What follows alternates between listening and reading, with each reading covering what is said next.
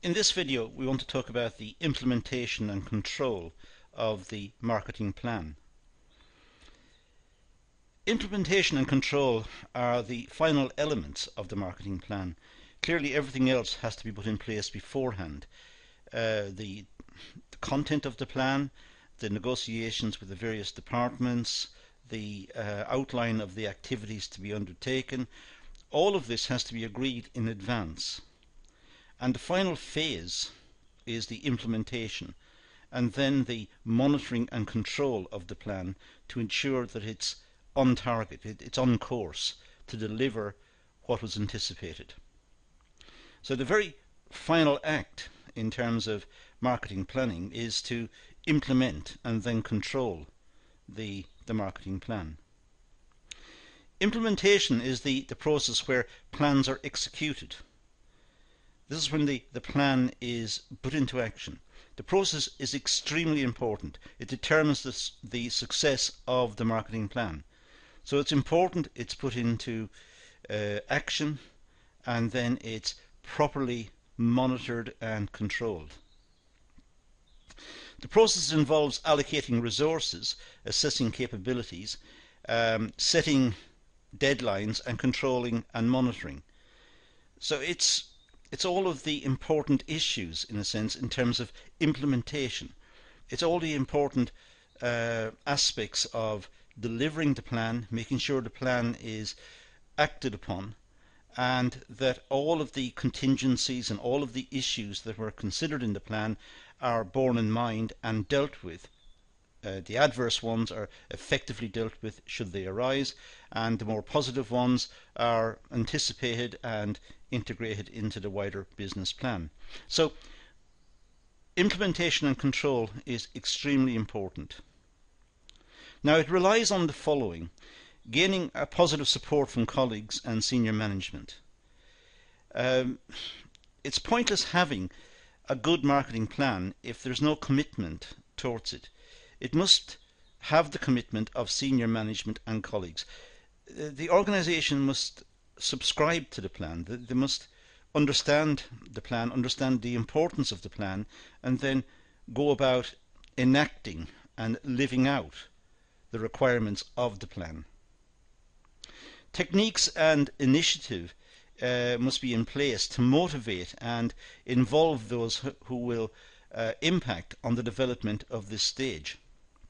It's important that if let's say managers or operators or field staff in terms of marketing, whoever it is, if they're involved with the plan, as surely they will be, then they must be properly rewarded, they must have incentives, they must be properly motivated to achieve the objectives of the plan.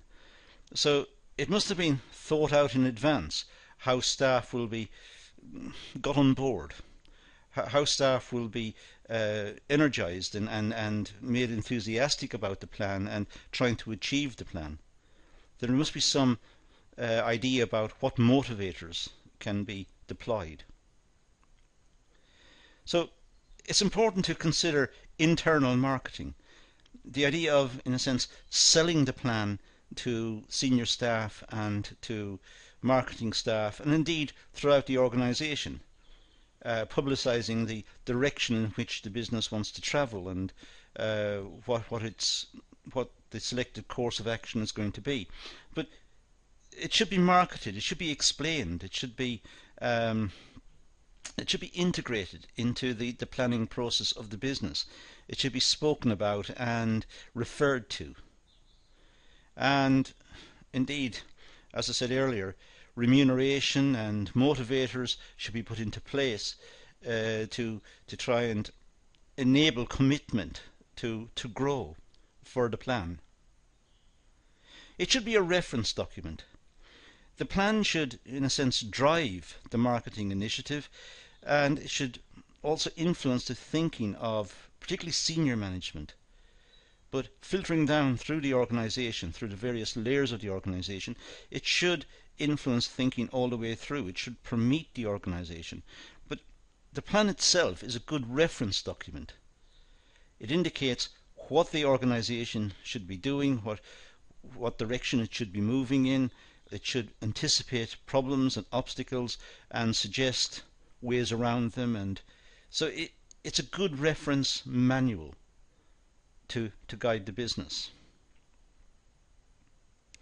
There should be good control activities. There should be ways in which the plan can be controlled. There should be intervention points, and there should be indicators built into the plan. For example, when the plan is not achieving, then a trigger is activated, which will bring in some sort of investigation or some sort of analysis as to why the plan is not producing what was anticipated. So there should be effective control activities.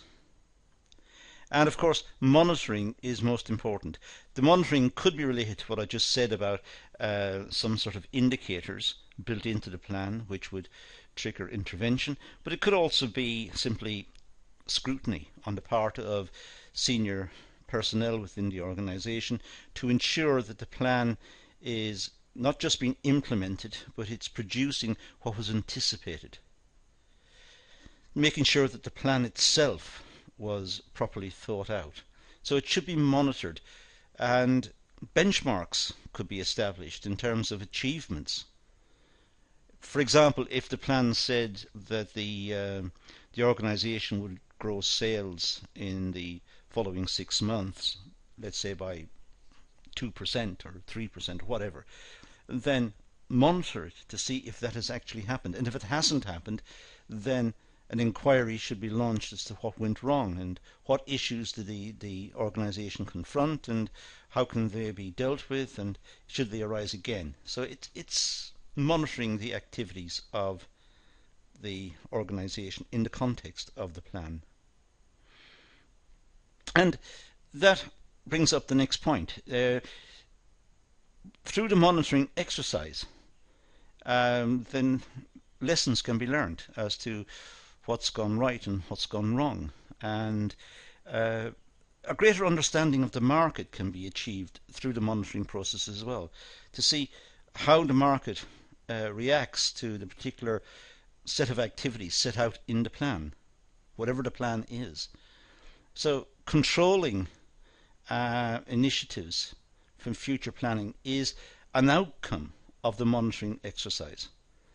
If the organisation finds that its present course of action is not producing good results, then it may wish to alter its direction or tweak it in some way or modify, but it's learning from doing.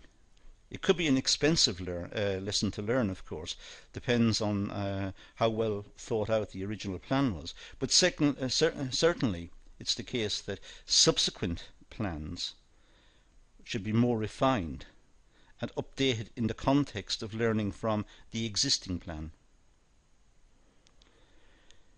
Now, support from colleagues and senior management. Well, management and colleagues must see a need for implementing a marketing plan. If they don't see a need for it, they're not going to do it. So they must be convinced that the effort required is justified by the outcomes from the plan.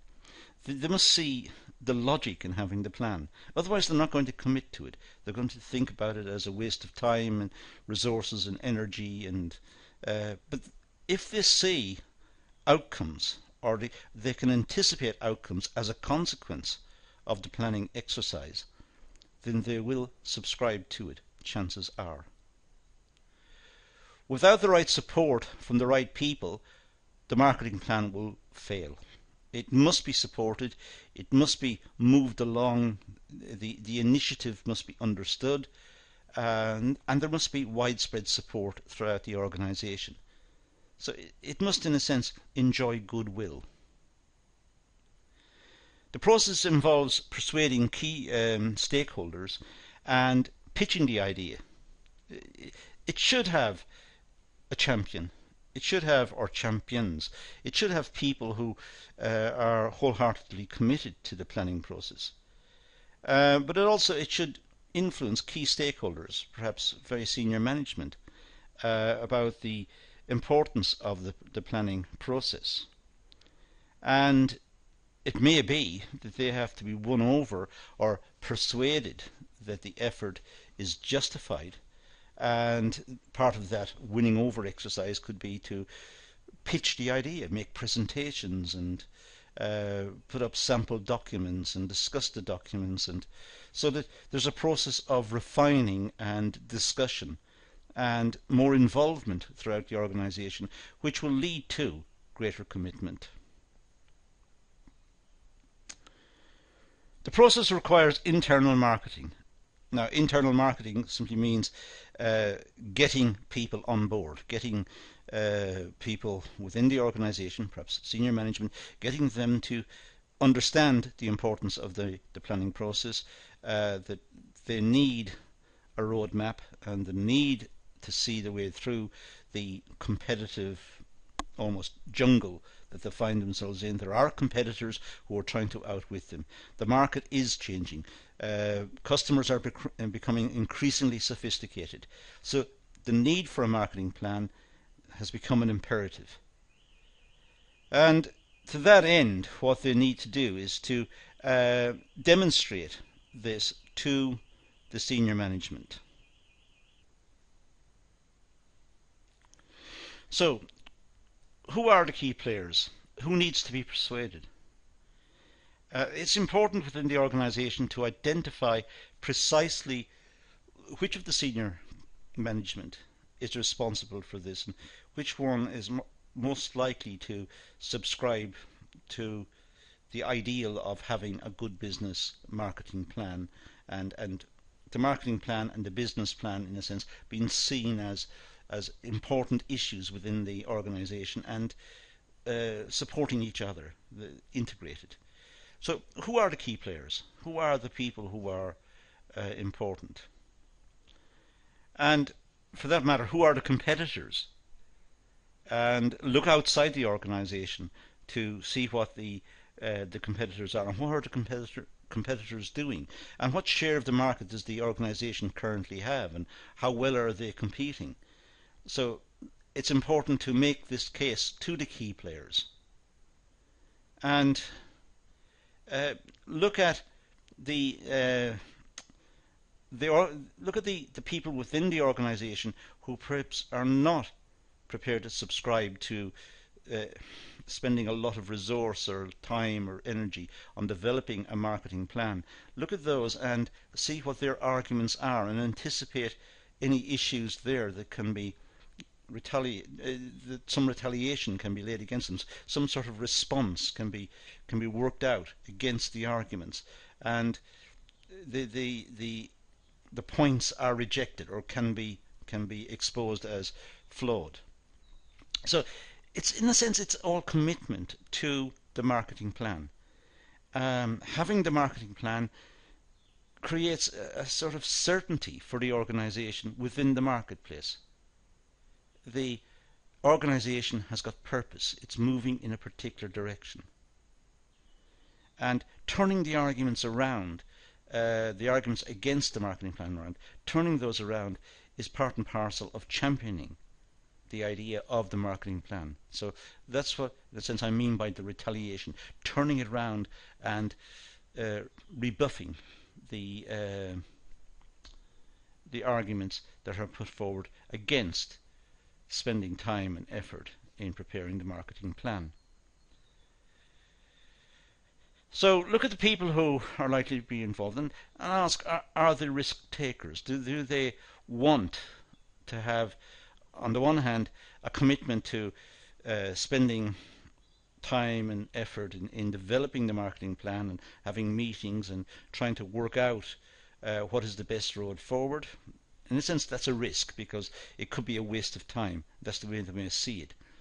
On the other hand, if it's worked out, then the organisation has got a sense of direction. So there is, in a sense, less risk. They know what they're going. They know the route they're travelling in. Look at the colleagues, particularly the senior management and colleagues within the marketing section and throughout the organisation, and ask to what extent they are innovators, or do they simply want to, in a sense, plod on, doing what they've done in the past in the expectation that they will survive and continue? Or do they want to be a little more innovative, look to developing new products, developing the reputation of the business, and having a plan to enable them to do this? What reassurances and guarantees can be offered to them? Well, in a sense, none, because the reassurances and the guarantees have to be earned. Like everything in business, they have to be earned. So they have to be earned as a consequence of having an effective plan. But they can be made aware of the possibilities of good returns and a more certain future, because they're not, as I said earlier, just drifting along. They have a plan and they're working to a plan, and the plan recognizes the competitors and the environmental changes that are going on around them, and has still got a course of action that is likely to lead to some sort of success. So motivation and involvement. Well, contacting and involving key players who are responsible or may impact the implementation stage. So looking at the key players, contacting them, explaining what's involved, getting time and resources freed up to enable the implementation to take place, programming the implementation so it fits in smoothly, it's not disjointed, it fits in smoothly with the current operations of the organization, it's phased in, and gradually, perhaps over a short period, but in a sense gradually, not overnight, it takes over the existing processes. The key players in the implementation stage are the ones that have contributed to the marketing plan. They're the best ones to be involved in implementation because they know the marketing plan. They have been involved throughout. They're the ones who have subscribed to it and have come up with ideas and have researched and so on. They would have been involved in the strategy development and in the audits, etc. So it's important that they are involved in the implementation. They know the plan. They know what they're doing. They know the issues. They have researched them. However, gaining support from a large and diverse group is necessary. Some implementation programs require a complete organizational restructure. So it depends on what's being proposed. This could be a massive change for the organization. Alternatively, it could be quite a small change for the organization. It depends on what their current practices are. It depends on the extent of the market, the nature of the market. It depends on the competitors. It depends on the environmental changes. There are many factors that need to be considered. But implementation could mean a large change in how the organization presents itself in the market, or it may be just a very subtle change. It all depends on the precise content of the proposed marketing plan. Motivating and involving key players requires who might the group of people be and what are their interests and concerns. Sometimes within organizations there are groupings that are very defensive of their position and they don't want to change. They're very conservative. They've got a history of doing particular tasks in a certain way. They want to continue doing the tasks in that way. They don't want to have changes. So who are these people that are needed for the implementation, and how can they be brought on board? It's important to identify the best means of communications: meetings, newsletters, conferences, bulletin boards. Probably if there are a lot of problems associated with the implementation of the plan, face-to-face meetings are best. Getting contact with the individual managers or with key personnel and getting commitment face-to-face is probably the most secure way of doing it.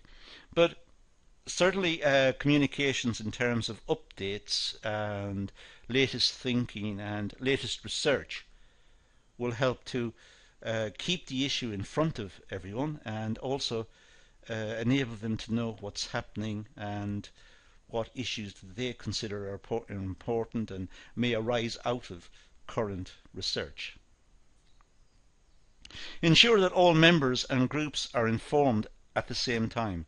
If that doesn't happen, then there may be a suggestion that there are cliques or special groups within the organisation, favoured groups perhaps, or that there is a conspiracy against some groups.